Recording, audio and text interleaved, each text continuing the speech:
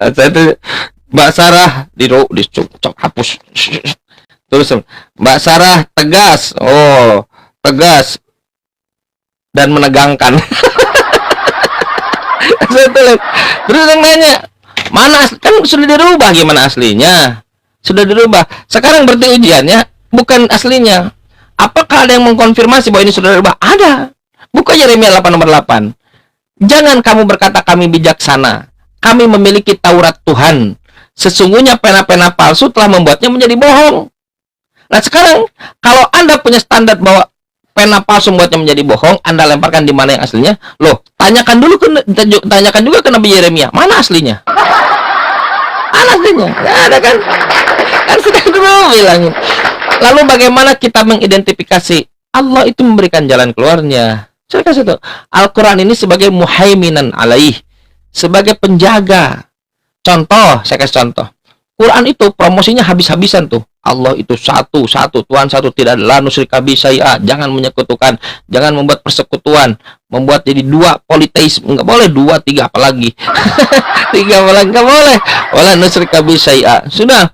Selama 1600 tahun Kristen harus tunduk patuh untuk ada pada doktrin tres personae una substantia. Una substantia. 3 personal, Bapa, Anak, dan Roh Kudus. 3 personal, una substansia, bersatu.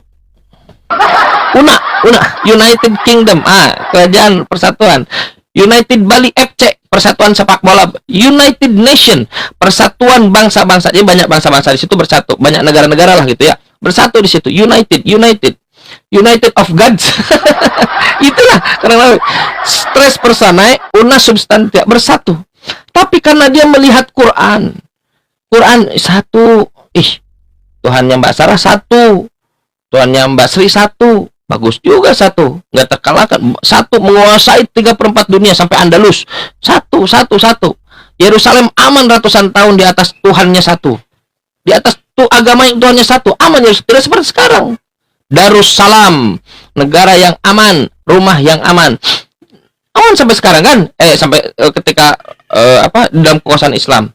Bahkan orang-orang Kristen Ortodoks saat itu, mereka lebih berkenan untuk dipimpin oleh orang Islam dibanding oleh pemimpin saat itu. Yes. Nah, terus bagaimana cara kita Quran satu-satu? Mereka langsung memasukkan namanya Joanin koma 1 Yohanes 5 nomor 7. Dia tanya kan, Bang, iya, catatanmu bagus tuh, Bang. Yang mana? Yang itu tuh. Catatan yang mana? Itu yang di pinggir. Yang mana? Di pinggir itu tuh. Mana itu tuh? Ada 3 yang memberi kesaksian di sorga, Bapa, Putra, dan Roh Kudus, dan ketiganya adalah satu. Itu bagus. Itu win-win solution. Kita Tuhannya 3, tapi kita tahu betul Tuhan itu harus satu, nggak bisa. Itu bagus. Gimana kita masukkan? Tapi kan ini ayat catatan. Kata Pak Erasmus, udah masukin aja dulu lah, dimasukin di situ. Nanti kita kasih ini aja, bintang aja di atas atau tanda kurung. Tapi kan catatan. Ya Pak, masukin aja dulu lah. Masuklah ke dalam Bible. Namanya Joanin koma 1 Yohanes 5 nomor 7. Ada 3 yang beri kesaksian, Bapa, Putra, dan Roh Kudus, dan ketiganya adalah satu. Itu adalah ayat yang paling eksplisit mendalili Tuhan itu 3 tapi satu. Tapi hingga hari ini teman-teman, mereka malu membaca itu ketika masuk ke dalam perdialogan, karena mereka tahu betul tak pernah diajarkan oleh Yesus, tak pernah diajarkan oleh Paulus, tak pernah diajarkan oleh Matius, Markus, Lukas, Yohanes, tak pernah diajarkan selama 1600 tahun. Itu ada 1000 tahun setelah Quran. Yes, 1000 tahun setelah Quran. Dan mereka malu membawa itu. Kenapa? Karena kalau mereka klik salah satu tafsir, komentari, Yerusalem membuat klaim yang fenomenal. Apa katanya? Ayat ini tidak tercantum dalam manuskrip paling tua, dalam naskah-naskah Yunani, dalam naskah-naskah Latin Vulgata. Gak ada. Ayat ini adalah catatan pinggir yang dimasukkan, dan ayat ini tidak asli. Yes, dari Kristen, bukan kita. Begitu. Mana aslinya? Kan sudah dirubah Margona. Tapi kalau udah dirubah-rubah palsu, harus ada aslinya dong. Ya udah, buka Yeremia 8 nomor 8. Jangan kamu berkata kami bijaksana, kami memiliki Taurat Tuhan, sesungguhnya pena palsu penjurat telah membuatnya menjadi bohong. Mana aslinya? Manti kok. Sekarang buka Markus 1 nomor 14. Yesus memberitakan Injil Allah. Mana Injilnya Yesus? Kau ada Injil Matius, Markus, Lukas, Yohanes. Mana Injilnya Yesus? Mati kau. Lukas 20. Yesus memberitakan Injil Allah. Mana Injil Yesus? Yang ada kau surat-surat Paulus, Korintus, Galatian, Tesalonika, Timotius. Apa lu ini? Mati, selesai. Nah, teman-teman, itulah dia. Masih ada. Apa yang sama? Quran mengatakan Tuhan itu satu. Di Bible Tuhan itu satu. Quran mengatakan Nabi Isa Yesus utusan Tuhan, bukan Tuhan. Di Bible Nabi Isa itu Yesus, bukan Tuhan. Di dalam Quran dikatakan bahwa Yesus itu dia tidak mati. Di dalam Bible dikatakan Yesus tidak mati. Kemarin kita diskusi itu. Tak ada satupun murid yang memastikan Yesus mati. Gak ada satupun pendeta hingga hari ini, udah hampir 2 minggu, yang saya selalu bicara di komal-komal, ada nggak yang bisa membuktikan Yesus mati? Khawatir kita kan ada data yang belum kita tahu kan. Ternyata selama 2 minggu tidak ada. Bible mengatakan Yesus tidak mati. Quran mengatakan Yesus tidak ada penyaliban yang terjadi pada Yesus. Di Bible juga sama, tidak ada penyaliban yang terjadi pada Yesus. Di dalam Quran, kalau tidak ada mati, tidak mati, berarti Yesus belum bangkit. Wassalamun alayya yauma wulidtu, pada hari aku telah dilahirkan, wa yauma amutu, wa yauma ub'atsu hayya, dan aku nanti akan dimatikan dan aku akan dibangkitkan. Bible juga sama, Yesus tidak dibangkitkan. Gak ada yang dibangkitkan. Sama. Jadi sama semua yang terjadi di situ. Kalau misalnya Kristen menafsirkan lain, ya terserah. Itu namanya penyesatan. Contoh, ketika Yusuf Arimatea menurunkan body, tubuh, teksnya dikatakan swoma, oleh ayat dikatakan mayat. Mayat itu jenazah itu nekros. Kalau nekros itu jenazah mayat yang memang tubuh mati. Tapi kalau swoma, ini tubuh swoma, hidup disebut swoma. Tubuh swoma diturunkan tubuhnya, lalu dikasih dengan minyak-minyak, dengan rempah-rempah. Tubuh yang hidup. Yohanes pasal 20. Ditafsirkan beda, silakan. Roh kebenaran ditafsirkan Roh Kudus, nggak nyambung. Begitu. Itulah yang terjadi pada Nabi Musa, Nabi Yesus, dan Nabi Muhammad. Tetapi nanti Nabi Muhammad akan memuliakan aku. Kata Nabi Muhammad, kuntum khairu ummah, kalian umat yang terbaik. Begitu teman-teman sekalian. Ada Mbak Sarah. Silakan Mbak Sarah, yang mau sampaikan. Masya Allah. Kang Chan, lanjutlah Kang Chan. Iya. Kang Chan, itu ada yang mengatakan, Kang Chan sebentar, ada yang mengatakan bahwa Paulus itu bukan rasul palsu. Paulus itu tidak mengajarkan Tritunggal. Paulus itu justru mengajarkan kebaikan gitu. Itu gimana Kang Chan? Ada si Julius nih, Julius. Iya, Paulus itu memang tidak pernah mengajarkan Tritunggal. Gak pernah. 1 Timotius 2 nomor 5. Sebab Tuhan itu satu, dan satu pula perantara Tuhan dan hambanya, yaitu Yesus, yaitu antropos Kristus Yesus, manusia Kristus Yesus. Nanti cek datanya. Ibrani 13 nomor 8. Yesus Kristus tetap sama, tidak pernah berubah. Kalau kita lihat paralelnya, dari dulu, hari ini, dan selama-lamanya. Itu kata Ibrani itu nggak ada yang jelas yang nulisnya siapa, tapi nisbatnya kepada Paulus, ya udah Paulus saja. Jadi tak pernah mengajarkan Tritunggal. Yang mengajarkan Tritunggal itu dari Tertullianus. Nanti disempurnakan terus, lalu dilegalisir di Konsili Nicea. Paulus hanya ingin dia membuat Yesus ini divine, ada ketuhanan yang ada pada diri Yesus. Roma 14 nomor 9, mati untuk menjadi Tuhan. Tapi yang menjadi Lord maksudnya. Tapi yang dimaksud itu bukan Tuhan. Jadi dalam Roma 1:14 Paulus ini belajar dari orang-orang Yunani. Konfigurasi dewa, gods, orang Yunani itu dewanya banyak, makanya disebut paganisme politeis. Ada satu dewa yang tinggi, di sini ada banyak-banyak dewa-dewa gitu. Kita lihat ada Serafim, Ketuvim, banyaklah, berapa lagi lupa saya namanya. Itu seperti itu. Yesus ingin diangkat menjadi salah satu dewa di situ karena belajar. Lalu dia harus berdusta. Jika kebenaran Tuhan karena dustaku, bertambah kemuliaannya. Tapi dusta apa? Bukan mendustakan Yesus jadi Tritunggal, bukan. Terkait dengan kebangkitan. 1 Korintus pasal 14. Dan kan ketika Paulus itu 1 Korintus 14, Kristus telah mati karena dosa-dosa kita. Sesuai dengan kitab suci. Padahal itu bohong. Berikan kepada saya satu saja kitab suci yang dimaksud oleh Paulus bahwa Kristus mati karena dosa. Sampai sekarang 2000 tahun nggak pernah ada yang bisa. Bohong. Apalagi dalam apa? Dia dikuburkan dan bangkit sesuai dengan kitab suci. Itu bohong. Bohong lagi. Jadi ajaran Paulus ini yang membedakan Paulus dengan orang Yahudi. Yahudi ini ada dua, ada Saduki, ada Farisi kalau dalam Bible Indonesia. Nah, orang Saduki ini tidak mempercayai kebangkitan. Orang Farisi percaya.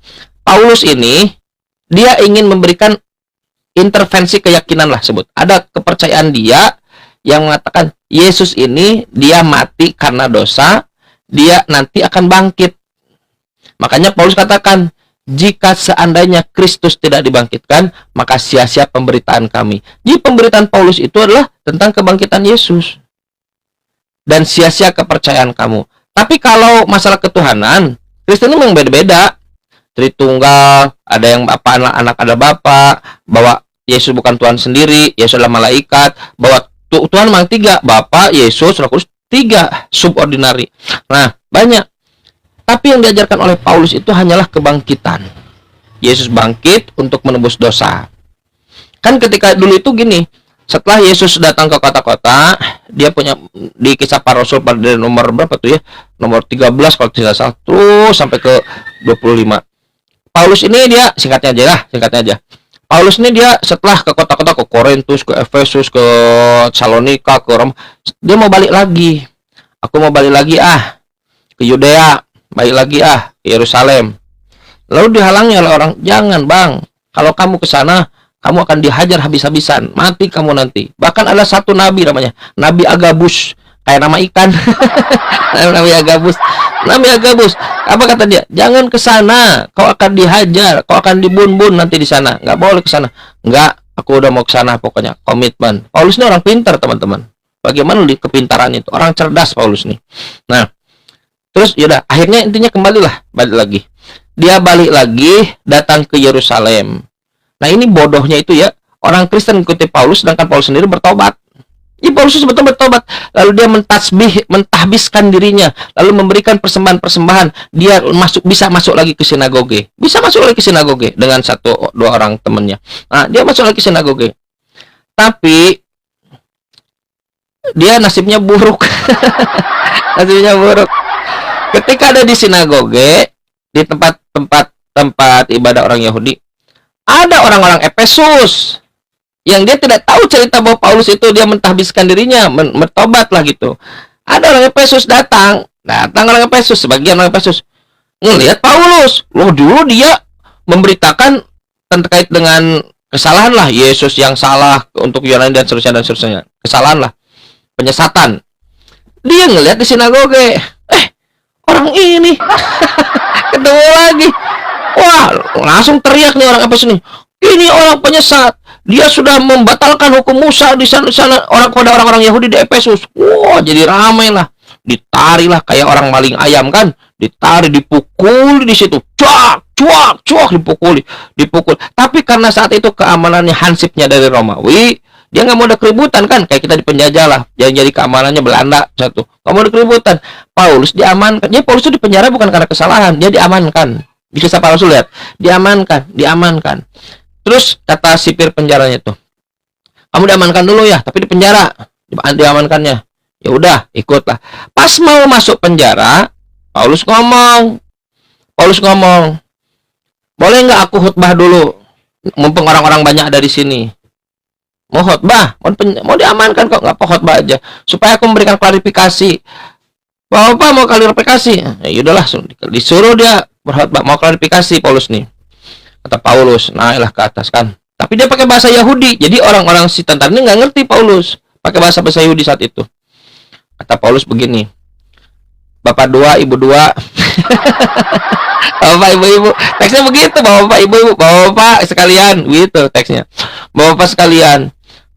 Dulu aku memang suka membunuh, menyiksa orang-orang Yahudi. Dulu Paulus ini ekstrim, Yahudi ekstrim. Jadi kalau ada orang yang tidak taat dan lain-lain, siksa, dibunuh, ekstrim. Murid-murid Yesus pun dikejar-kejar oleh Paulus, kejar. Dulu begitu. Tapi ketika aku ke gurun pasir Damaskus, nah aku bertemu dengan cahaya. Oh, itu Yesus. Gitu, Yesus. Nah, setelah itu aku berubah, nggak begitu lagi. Tapi ada tapinya. Aku memberitakan hal lain. Apa kata Paulus? Bahwa dia mati dan bangkit. Yahudi mengatakan Yesus ini mati, kekeh. Wa qaulihim inna qatalnal masiha Isa bin Maryam. Di dalam 1 Tesalonika dikatakan orang-orang Yahudi membunuh Yesus. Mereka kekeh bahwa mereka membunuh Yesus. Paulus kekeh bahwa kata Paulus, enggak, dia sudah bangkit. Bedanya di situ tuh. Dia sudah bangkit, kata Paulus. Nah, sambil ngomong gitu, marahlah orang-orang di situ. Nggak ada ini pengen lempar, wah dilempar, wah nggak kredit nggak bisa. Udahlah, masuk lagi. Belum beres khotbahnya, masuk lagi dia ke penjara. Bukan penjara, bukan penjara, bukan karena apa namanya, bukan ada salah apa. Dia dikejar-kejar oleh Yahudi. Terus sampai nanti suatu waktu setelah beberapa minggu ada saudaranya datang, Bang. Orang-orang Yahudi ini mereka mau bernegosiasi pemimpin-pemimpinnya kepada sipir di sini. Mereka ingin mengeluarkan abang, kalau enggak nanti ada ancaman massal. Coba kamu dek bicara dulu ke sipir, kata Paulus. Bicaralah ke sipir, Pak, ini orang-orang Yahudi mulai ini membuat siasat. Dia akan, wah masa? Yaudah sekarang begini, Paulus, kamu transitkan aja dulu, pergi dulu aja ke tempat yang lain sambil ditulis surat. Ditransitkan. Setelah mereka datang, oh Paulus sudah ditransitkan, dikejar lagi, transit lagi, sampai di Kisah Rasul 25 nomor 19 di Raja Agripa. Ketika itu sudah nggak bisa, Paulus ada di situ, orang-orang Yahudi pun ada di situ, sudah di satu tempat. Kami mau mendakwa dia. Paulus, apa urusannya? Mau mendakwa dia, pokoknya dia sudah menyalahi keimanan orang Yahudi, mendakwa. Oh, kenapa Paulus ini dilindungi oleh orang-orang tentara Romawi? Asalnya mau diserahkan, tapi Paulus ngomong gini, kata Paulus, Bang, sebetulnya aku ini keluarga negara Roma, tuh pinter kan, orang pinter dia, supaya dia bisa dilindungi oleh sipir Romawi, maka dia bilang, aku ini keluarganya Roma, mamaku orang Roma. Oh gitu, iya. Nah makanya alasan kena pindahkan, dan dia mengaku warga negara Roma. Nah jadi harus dilindungi. Nah begitu. Jadi penjara itu bukan karena dia penjara kesalahan, bukan, karena perlindungan. Terus sampailah kita mau mendakwa dia, kata orang Yahudi, mau mendakwa dia. Pak Yahudi, kita punya sistem. Kita ini nggak bisa asal main dakwah. Di dalam sistem hukum kita, orang tidak bisa mendakwa, tapi harus dipertemukan dulu.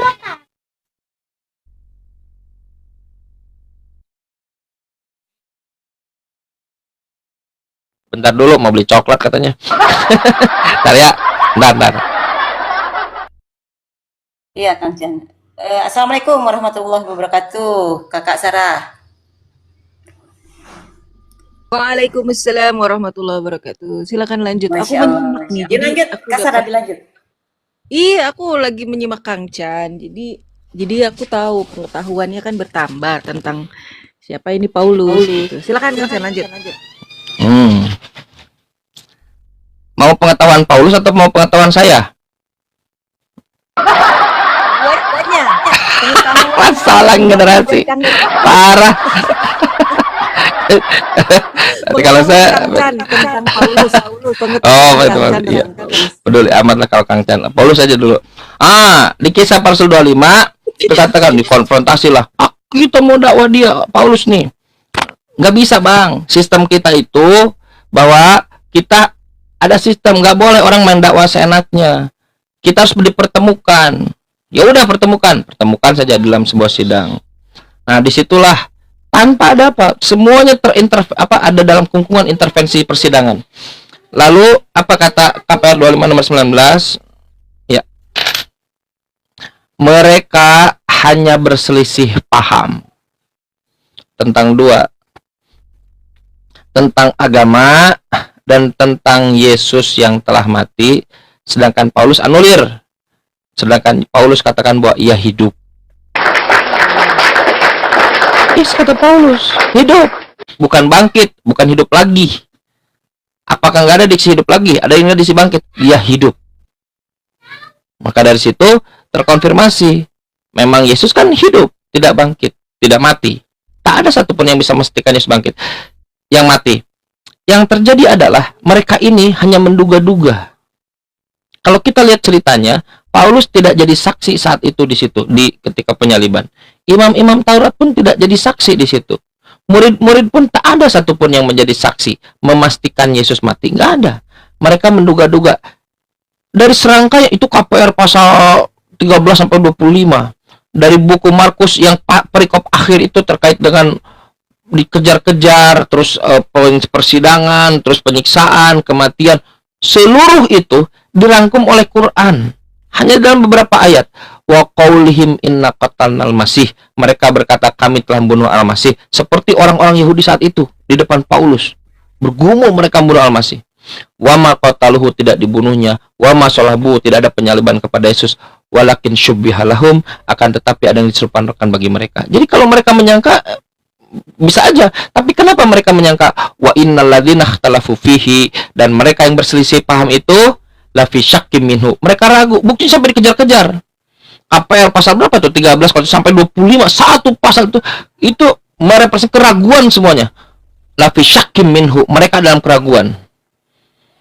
Malahum bihi min ilmin, mereka tidak punya alat medis untuk mengecek apakah ini mati atau tidak.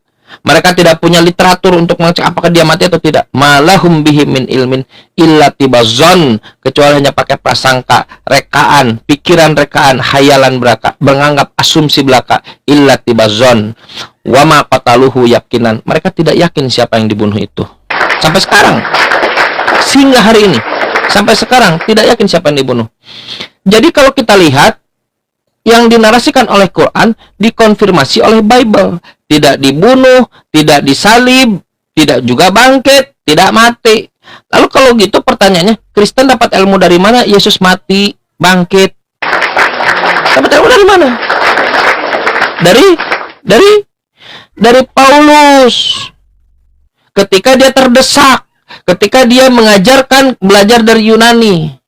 Ketika dia mengajarkan belajar dari Yunani. Kalau dia sudah terdesak, dia katakan dia hidup. Enggak, dia hidup, dia bukan bangkit.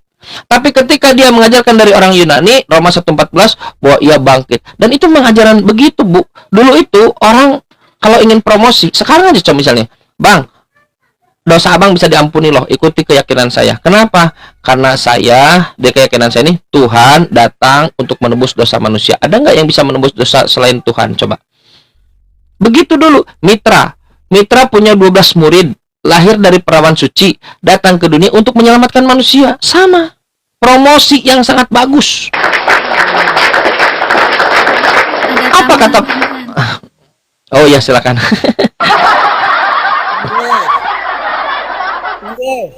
Iya Pak. Lu sakit sudah lama? Udah lama nggak sakit. Oh, pantas baru mau sembuh ya? Udah lama nggak sakit. Wah, sakit di telinga dia. Sakit lagi. Ih, enggak. Dengerin deh. Udah lama nggak sakit. Tapi dari pihak rumah sakit lalai jaga kamu. Nggak pernah sama rumah sakit, Pak. Udah lama. Kasihan lu, ilmu sebatas itu. Bodoh sekali. Iya, memang sebatas itu, Pak, betul. Apa mau ngapain, Pak? Kalau diskusi, mari diskusi ya, Pak. Jangan framing. Iya, kasihan masalahnya. Ya memang ilmunya segitu. Agak sulit itu, miring. Coba Bapak gini, Pak. Kenapa Yesus apa namanya kemarin tuh? Ada nggak di dalam Bible tuh murid-murid yang memastikan Yesus mati gitu? Kasihan sekali. Itu pertanyaan itu. Pertanyaan. Puasa. Ya ini pertanyaan. Ada nggak di dalam Bible? Ini bulan puasa, kasihan lu nipu-nipu itu. Apa yang nipu apa? Yang mana? Kasihan. Contoh. Semua orang tahu Yesus mati disalib. Hanya lu aja yang tolong. Siapa yang memastikan Yesus mati disalib? Ya. Lu percaya ini kitab yang dahulu atau yang kemudian? Yang kemudian itu apa? Terserah lu. Ya, kitab yang kemudian itu Al-Quran, Pak. Mana lebih dulu? Alkitab sama Al-Quran? Ini lembaran-lembaran Nabi Ibrahim. Kalau Bible itu baru abad 16, Pak. Aduh, kasihan. Aduh.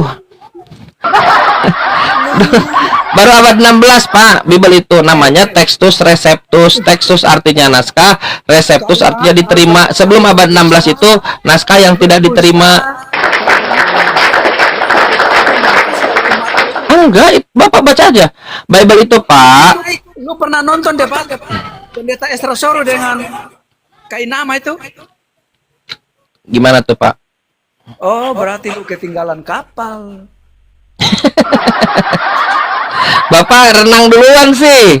Nggak nyampe, nanti mati tengah jalan. Kasihan sekali. Apa katanya Pendeta Estrasoro? Apa katanya? Kasihan. Iya, makanya lu lahir baru aja ya? Baru lahir ya? Saya sudah ada sebelum Abraham ada, Pak. Oh, pantasan. Iya, iya. Sebelum zaman purbakala ada. Modern. Nah, iya. Modern kan.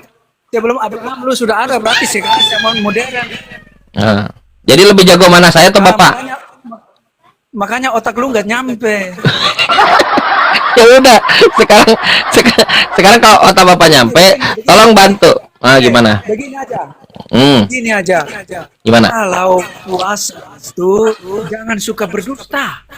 Ah, betul sekali. Di mana? Jangan, bukan karena puasa, Pak. Di tiap hari pun nggak boleh berdusta, Pak. Iya.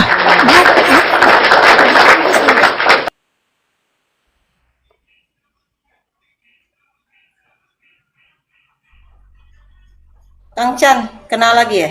Kena tombak lagi. Iya, Kang Chan kena, wih. Ya Allah. Mana tadi itu si siapa yang suka nipu-nipu tadi itu? Bukan, Pak. Kalau mau diskusi itu kita diskusi. Bapak ke atas tadi itu cuma ini ya, ngata-ngatain orang.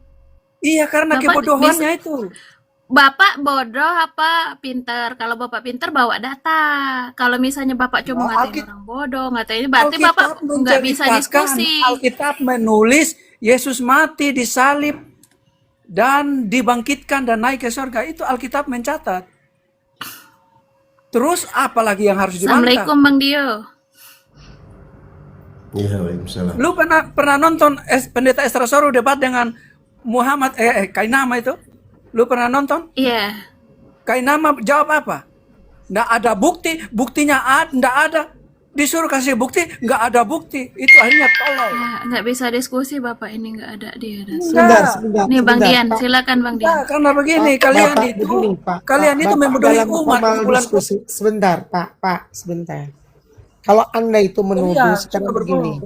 Ya, Bapak datang kemari. kalian itu diizinkan berbohong, makanya kalian berbohong. menandakan, dengar dulu. Dengar dulu baik-baik. Kalau kalian punya Saya bacakan satu data dalam Biblemu ya. Jika kemuliaan Allah oleh dustaku semakin berlimpah bagi kemuliaannya, mengapa aku harus dihakimi? Ini apa? Ngomong kok nggak pakai dasar Anda nih ngomong. Orang diskusi itu pokok pikiran Anda tentang Bible kok buka gitu loh.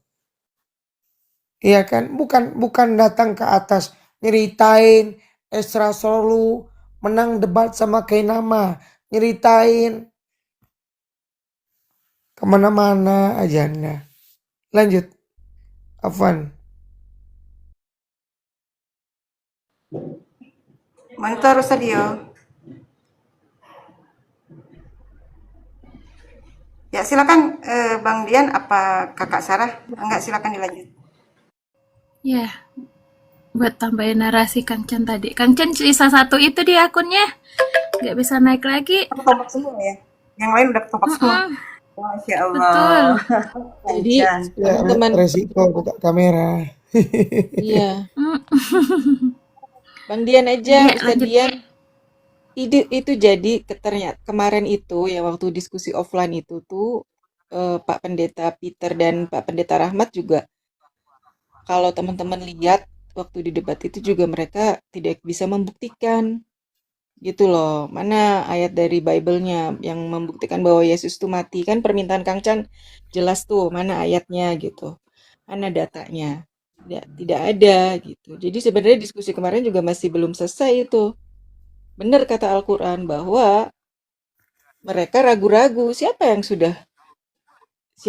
sudah disalib gitu, siapa yang sudah dibunuh. Karena Al-Quran menjamin, Allah menjamin bahwa Nabi Isa itu tidak disalib, tidak dibunuh gitu.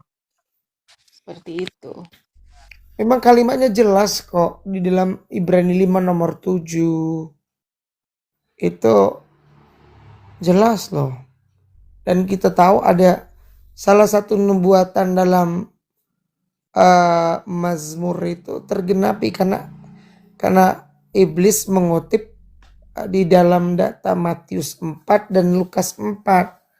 Data nomor Artinya, Bang Dian, 6, dibacain 7. aja Ibrani 5 itu. Ibrani 5:7 itu gimana Bang Dian?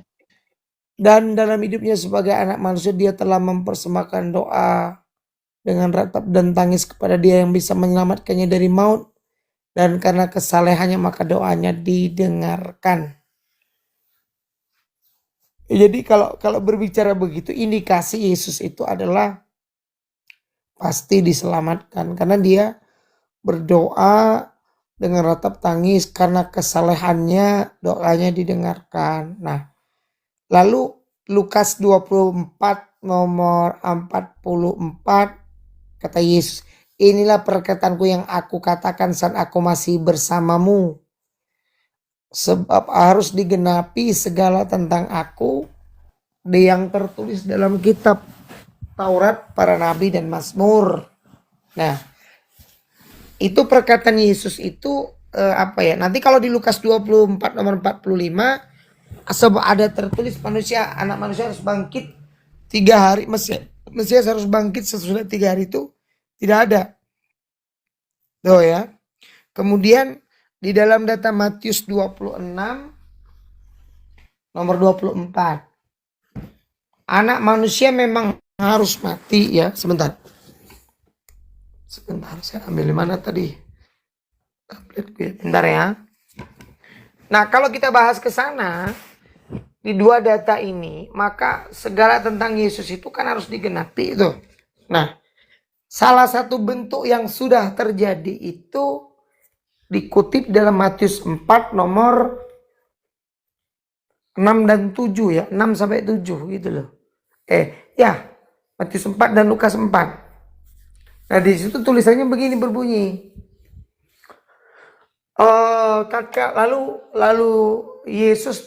Lalu iblis membawa Yesus ke bubungan bait Allah.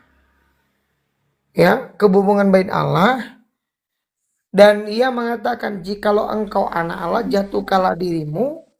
Sebab ada tertulis, ya, dia akan mengutus malaikat untuk menjinjing kakimu, supaya kakimu tidak terantuk batu. Nah, ini iblis mengutip dari mana? Rupanya iblis mengutip ini di dalam Mazmur 91 nomor 9. Di situ tertulis begini dalam Mazmur 91. Apa itu? Tertulisnya begini. Orang yang dalam lindungan Elohim. Nah, nanti di Lukas 4 ya kalau tidak salah saya. Di data nomor 6 dan 7 juga kalau saya tidak salah. Jadi itu sama saja gitu loh. Nah, lengkapnya nanti ada di di Mazmur 118 dari data nomor 1 sampai dengan data nomor 18 kalau saya tidak salah. Gitu. Jadi kita ini nggak asal ngomong gitu. Bible sendiri menceritakan itu kepada kita, bukan kita menyimpulkan. Bible menceritakan itu. Ya kalau Kristen kan jarang baca Bible sih. Ya apalagi macam Loho, dia cuma bilang nggak tahu dia. Pasti ceritanya pasti begitu. Dian, kok malah kau nggak laku ya? Ah, begitulah bisanya loh. Iya kan loh? Iya kan? Lanjut, silakan.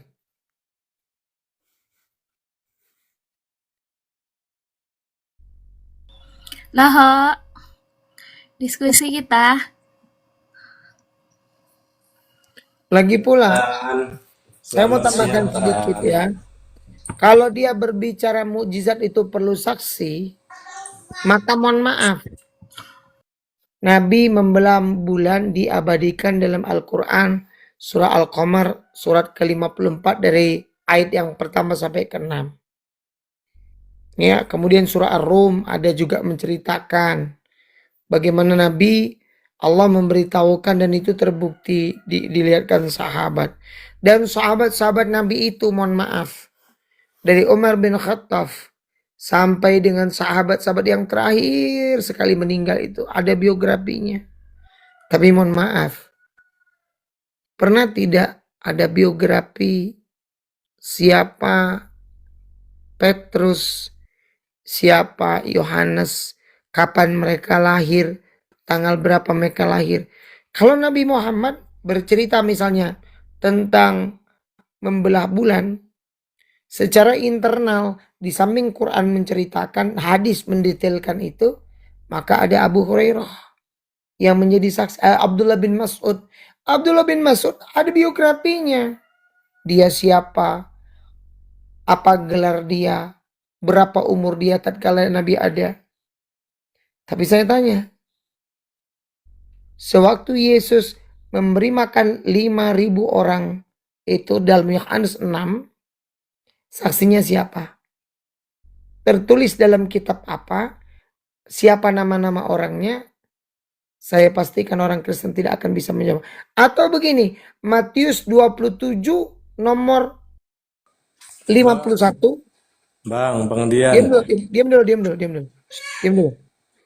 Kalau kau mau minta saksi, saya juga minta saksi sama kau. Sewaktu apabila betul Yesus itu disalibkan dan sewaktu penyalibannya terjadilah dan tirai bait Allah terbelah. Ya, Matius 27 nomor 51. Ya kan? Hubungan dan tirai bait Allah terbelah. Lalu terjadi gempa bumi. Mohon maaf. Tunjukkan catatan sejarah mana yang mencatat gempa bumi pada tahun ketiga dan keempat dan tertulis di kitab mana oleh sejarawan mana ada gempa bumi, lalu bait Allah terbelah, lalu di situ digambarkan kemudian banyak mayat-mayat orang suci bangkit dari kubur, berjalan menuju kota, disaksikan banyak orang. Silahkan Anda tunjukkan kepada saya dalam catatan dan saksinya siapa? Dijawab. Siapa saksinya Muhammad Dijawab bulan, loh. Bang? Dijawab. Jangan egois dia. Dijawab siapa? Jangan egois jadi Dijawab. manusia. Dijawab pertanyaanku. Silakan. Dian. Garing. Coba saksinya siapa? Siapa saksinya? Muhammad membelah Siapa bulan. saksinya? Tidak, Siapa saksinya Yesus bangkit dari kubur? Dian. Dijawab. Ah, ini kan. Kau rupanya cuma congor aja loh. Saksinya? Siapa saksinya Yesus membangkitkan orang 5.000 orang itu? Dian, Memberi makan 5.000 orang itu. Hah? Klaim Siapa kan itu kan saksinya cuma Dian? dia kan? Dian. Coba siapa? Siapa yang menjadi saksi? Dijawab. Yang 5.000 orang itu siapa? Kau kan Sakit, udah sakit. dewasa, Dian. Masa kayak anak-anak, Dian? Siapa? Gak bisa kan? Cuman klaim kalian sendiri kan? Kau buka Yohanes 6 nomor 1 sampai dengan nomor 14 itu. Siapa saksinya Yesus itu? Siapa saksinya? Buku sejarah mana yang menulis itu? Buku sejarah mana yang menulis itu? Buku sejarah mana yang menulis menyatakan pada tahun 30 sampai 33 Masehi itu ada gempa bumi, kemudian tirai bait Allah terbelah. Sejarawan mana yang menulis kuburan orang-orang suci terbelah, kemudian Orang-orang suci bangkit dari kubur, berjalan menuju kota, pampir-pampir bangkit menuju kota, menjadi saksi adanya kebangkitan orang-orang suci. Sejarah mana yang menulis? Siapa saksi-saksinya, tunjukkan. Ayo. Dian. Siapa saksinya Muhammad membelah bulan, Dian? Abdullah bin Mas'ud menceritakan, sahabatnya. Sudah? Di mana tercatat, Dian? Di dalam hadis sudah jelas tertulis, apalagi? Oke, Di saya searching mana? dulu ya. Saya Aku udah, searching ya. udah dijawab. Sekarang pertanyaanku dijawab. Siapa saksinya? Tertulis dalam kitab mana? Di luar daripada Bible, ada gempa bumi pada waktu. Santai dulu, Dian. Kenapa nggak dijawab? Saya searching ini. Kenapa tidak dijawab? Kenapa tidak dijawab? Sakit. Kabur. Itulah dirimu. Loh. Kalian itu kalau mau ngambil premis, mau pinter dikit gitu loh. Itulah klaim teologis kalian. Yesus menghidupkan orang mati, Lazarus. Siapa saksinya? Ada atau tidak? Yesus disalibkan. Siapa saksinya? Ada atau tidak? Yesus menyembuhkan orang buta. Saksinya siapa? Kalau kami tidak akan bertanya, ini siapanya saksi, nggak perlu bagi kami. Karena itu adalah klaim teologis. Iya kan? Nah makanya loh otak dipakai gitu loh. Pikirkan sebelum berbicara. Iya kan? Kalau mau dirasa janggal itu kejadian itu. Coba kalau yang mikir. Nah, siapa nama prajurit Romawinya coba? Edi Sudarmono. Siapa nama prajurit Romawinya? Anda tahu? Namanya siapa? Pangkatnya apa? Kalau kalian bawa namanya Testimonium Flavianum, kesaksian daripada Plasivus Josephus, itu Anda akan dapati dia ditulis tahun 93 Masehi. Dia bukan saksi mata dan dia tidak menulis dengan rinci. Dia hanya menyebutkan seorang yang dikagumi, bukan seorang Tuhan, bukan. Baca itu. Dan itu tertulis di mana-mana. Artinya apa? Itu sama saja dengan klaim teologi saja. Makanya kami tidak pernah meminta itu. Kalau kita bawa masalah klaim teologis, klaim sejarah, hancur itu semua. Di dalam sejarah siapa yang mencatat? Ada nggak tercatat Ibu Maria itu yang perawan, dikatakan perawan, ada ada sensus di zaman Kasiria, ya kan? Ada sensus Lukas 2 nomor 1 itu. Kan nggak ada. Iya kan? Jadi apa yang kalian nyatakan itu tidak lebih daripada orang yang mau tenggelam, menggapai-gapai. Kalian menolak kebenaran. Ya. Kalau Bible ini kita buka pakai metode konsep sejarah seperti kalian itu, hancur Bible ini. Tadi ya, siapa saksi mata ya tertulis dalam Matius 27 nomor 51 itu. Siapa saksi matanya? Ada orang suci bangkit dari kubur, bangkit berjalan beramai-ramai menuju kota, disaksikan orang banyak. Matius 27 nomor 53-54. Siapa saksinya? Ada atau tidak? Gak akan bisa mampu kalian menjawab itu. Karena apa? Apa yang kalian yakini itu tidak lebih daripada dongeng. Ya. No. Kalau kita bahas itu sedikit. Saya sebelum turun ya. Kita bahas sedikit. Yang menyaksikan Yesus naik ke sorga, duduk di sebelah kanan Elohim itu bertentangan dengan perkataan Yesus sendiri. Karena dinyatakan, sesudah Yesus berkata demikian, lalu terangkatlah ia ke sorga, duduk di sebelah kanan Elohim yang Maha Kuasa. Atau Markus, ya di situ ya kita pakai itulah. Mohon maaf, pertanyaan saya, lalu berarti apakah Yesus berdusta dalam Yohanes 5 nomor 37? Bapa yang mengutus aku, dialah yang bersaksi tentang aku. Ya, rupanya tidak pernah kau lihat, suaranya tidak pernah kau dengar. Tiba-tiba Markus menceritakan bahwa Yesus duduk di sebelah kanan Elohim. Apa ini? Oh, penipuan. Oh, penipuan ini. Kalau kita bicara di dalam data KPR 1 nomor 11, ya, orang-orang Galatia memandang ke langit. Maka dikatakan oleh penulisnya mengatakan begini. Mengapa kau melihat ke langit? Sesungguhnya anak manusia yang kalian yang kalian tolak itu, dia sudah terangkat ke langit dan akan kembali dengan cara yang sama. Nah, pertanyaannya, Bible ini saling membantah satu sama lain. Begitu ya. Izin sebetulnya host, saya mau sholat dulu. Siap Bang Dian. Ya. Jazakallah semuanya. Assalamualaikum warahmatullahi wabarakatuh. Waalaikumsalam warahmatullahi wabarakatuh. Makasih Bang.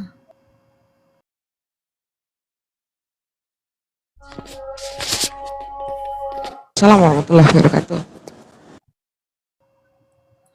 Ya, Mbak Sarah. Kita lanjut kajian apa gimana? Istirahat aja dulu, turun dulu aja, nanti lanjut lagi. Rungkat dulu kita. Iya, Oke. iya. Silakan ditutup Mami host. Iya. Ernita. Teman-teman.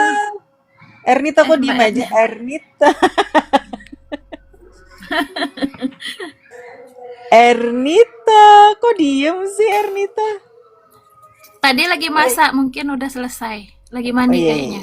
Iya, oke, Teman-teman oke. yang di bawah kita tutup dulu komal kita siang ini. Nanti insya Allah kalau